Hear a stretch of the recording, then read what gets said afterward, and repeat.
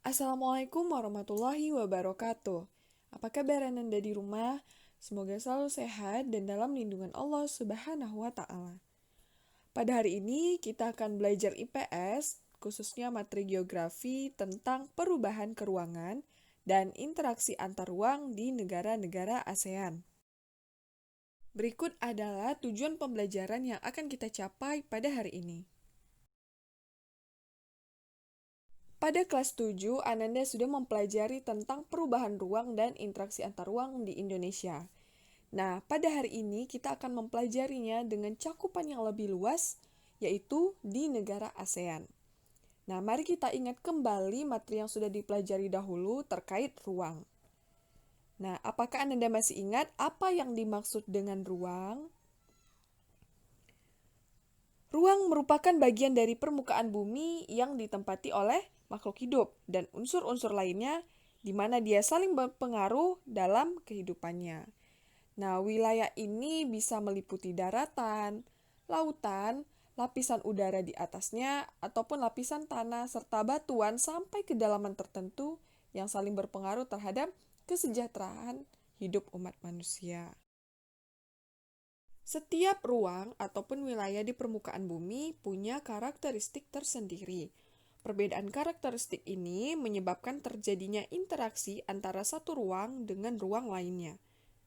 Hal ini bisa terjadi karena adanya beberapa kebutuhan hidup yang hanya dapat dipenuhi dari ruang lain.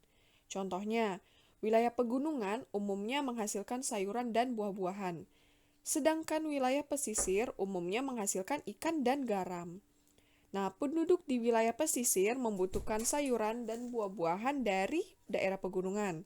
Sedangkan sebaliknya, penduduk di wilayah pegunungan membutuhkan ikan dan garam dari wilayah pantai. Nah, kedua wilayah tersebut dikatakan saling berinteraksi melalui aktivitas perdagangan.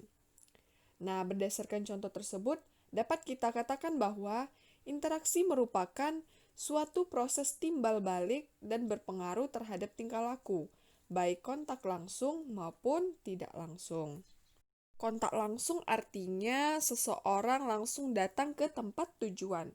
Sedangkan kontak tidak langsung itu bisa melalui beberapa cara, misalnya melalui tayangan televisi, kontak telepon, media sosial, dan lain-lain. Setelah mengetahui pengertian ruang dan interaksi, berikutnya kita akan mempelajari perubahan ruang dan interaksi antar ruang akibat faktor alam dan juga manusia. Yang pertama kita bahas berdasarkan faktor alam. Kondisi keruangan di suatu wilayah terus mengalami perubahan yang disebabkan oleh faktor alam. Faktor alam yang dapat menyebabkan perubahan ruang dan interaksi antar ruang antara lain iklim, tanah, geologi, morfologi, dan flora dan fauna. Faktor-faktor tersebut menimbulkan interaksi dan mengakibatkan terjadinya perubahan ruang. Perubahan karena faktor alam tidak hanya terjadi di daratan, tetapi juga terjadi di laut, di udara, bahkan di dalam lapisan kulit bumi. Waktu atau lamanya perubahan tersebut tidak terhitung lamanya, bahkan akan terus berlangsung hingga waktu yang tak terhingga. Perubahan karena proses alami ini memerlukan waktu yang panjang ketimbang proses perubahan yang dilakukan oleh manusia. Tapi, ada juga proses perubahan alami yang terjadi secara tiba-tiba, misalnya karena bencana alam. Contohnya, banjir, tanah longsor, gunung meletus, tsunami, badai, dan juga gempa bumi. Yang kedua, perubahan ruang dan interaksi antar ruang akibat faktor manusia. Perubahan ruang dan interaksi antar ruang akibat faktor manusia didorong oleh pengaruh perkembangan ilmu pengetahuan dan teknologi, kegiatan ekonomi, politik, serta konversi lahan pertanian ke industri dan permukiman.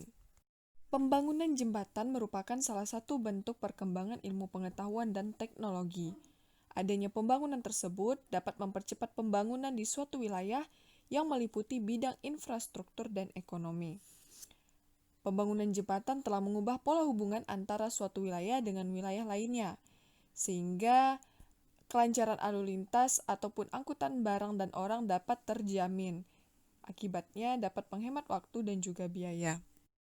Selain perkembangan iptek, Konversi lahan juga berpengaruh terhadap perubahan ruang dan interaksi antar ruang. Konversi lahan artinya mengubah area pertanian menjadi area dengan kegunaan yang lain, misalnya menjadi permukiman atau industri.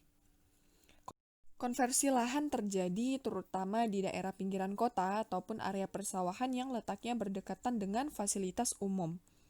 Adanya konversi lahan ini mempengaruhi kelangsungan hidup masyarakat yang ada di daerah sekitar tersebut. Oke, tadi kita sudah membahas secara umum terkait perubahan ruang dan interaksi antar ruang akibat faktor alam dan faktor manusia. Namun di kelas 8 ini kita akan membahas perubahan ruang dan interaksi antar ruang yang terjadi di negara-negara ASEAN. Oleh karena itu, kita perlu mengenali terlebih dahulu negara-negara ASEAN tersebut. ASEAN merupakan singkatan dari Association of Southeast Asian Nations yang merupakan forum kerjasama negara-negara Asia Tenggara. ASEAN berdiri karena dilatar belakangi oleh adanya berbagai persamaan negara-negara di Asia Tenggara. Persamaan-persamaan ini meliputi persamaan keadaan alam, persamaan dasar-dasar kebudayaan, dan persamaan nasib. ASEAN berdiri pada tanggal 8 Agustus 1967 di Bangkok, Thailand. Berdirinya ASEAN diprakarsai oleh 5 negara, yaitu Indonesia, Malaysia, Filipina, Singapura, dan Thailand. Hingga saat ini, ASEAN sudah beranggotakan 10 negara, yaitu Indonesia, Malaysia, Filipina, Singapura, Thailand, Brunei Darussalam, Vietnam, Laos, Myanmar, dan Kamboja.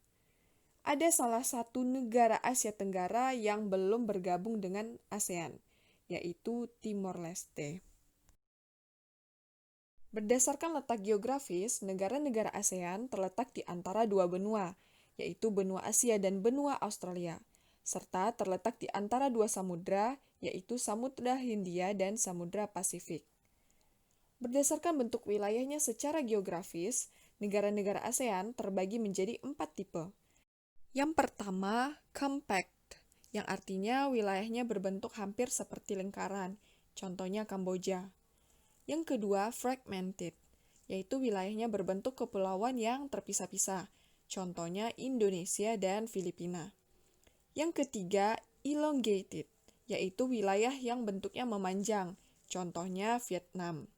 Dan yang keempat, protruded, yang ini artinya wilayahnya berbentuk lebih kompleks dan beragam, contohnya Thailand, Myanmar. Secara astronomis, negara-negara ASEAN berada pada 20 derajat lintang utara sampai 11 derajat lintang selatan dan 93 derajat bujur timur sampai 141 derajat bujur timur. Letak astronomis ini artinya menunjukkan letak ASEAN berdasarkan titik yang berpedoman pada garis lintang dan garis bujur yang ada pada peta. Berdasarkan garis lintang dan garis bujur tersebut, dapat kita lihat bahwa secara umum negara-negara ASEAN berada pada iklim tropis. Dan berdasarkan letak astronomis itu pula, negara yang berada di wilayah paling utara dan paling barat dari ASEAN adalah Myanmar, sedangkan negara yang wilayahnya paling selatan dan paling timur adalah Indonesia. Nah, kita sudah mengetahui letak geografis dan letak astronomis negara-negara ASEAN. Selanjutnya, Ananda di rumah silakan baca bukunya atau boleh baca dari sumber yang lain terkait karakteristik dari setiap negara ASEAN, mulai dari keadaan alamnya, keadaan penduduknya, keadaan perekonomiannya, sumber daya alamnya, dan lain-lain. Setelah mengenal negara-negara ASEAN, berikutnya kita akan mencari tahu interaksi apa saja yang terjadi antar negara ASEAN tersebut. Kita tahu bahwa setiap manusia pasti membutuhkan orang lain untuk memenuhi kebutuhannya. Nah, begitu juga dengan negara. Antara negara yang satu dengan negara yang lainnya membutuhkan jalinan kerjasama dalam beberapa hal penting terkait dengan urusan kenegaraan. Nah, ada beberapa faktor yang mendorong terjadinya kerjasama tersebut. Berikut adalah beberapa faktor-faktor tersebut. Yang pertama, kesamaan dan perbedaan sumber daya alam. Perbedaan sumber daya alam ini akan mendorong munculnya interaksi antar dua negara atau lebih yang saling membutuhkan. Contohnya, Indonesia mengimpor beras dari Thailand dan Vietnam untuk memenuhi pasokan beras dalam negeri. Contoh berikutnya, Vietnam mengimpor produk-produk otomotif dari Indonesia. Faktor pendorong yang kedua adalah kesamaan dan perbedaan wilayah. Meskipun negara-negara ASEAN memiliki letak geografis yang sama, namun kondisi setiap wilayah memiliki beberapa perbedaan. Misalnya, perbedaan barang tambang, hasil perkebunan, dan potensi alamnya. Karena perbedaan-perbedaan itulah, makanya negara-negara ASEAN menjalin suatu kerjasama untuk memenuhi kebutuhan negaranya. Selain itu, di suatu kawasan, contohnya ASEAN, itu akan mengadakan kerjasama untuk menjaga stabilitas dan juga keamanan negaranya. Faktor pendorong berikutnya adalah perbedaan perkembangan teknologi, dan yang terakhir adalah perbedaan budaya. Demikian pembelajaran kita pada hari ini. Pada pertemuan berikutnya, kita akan membahas apa saja kerjasama-kerjasama yang terbentuk antar negara di ASEAN, baik itu di bidang politik, sosial, budaya, ekonomi, dan juga pendidikan. Terima kasih. Wassalamualaikum warahmatullahi wabarakatuh.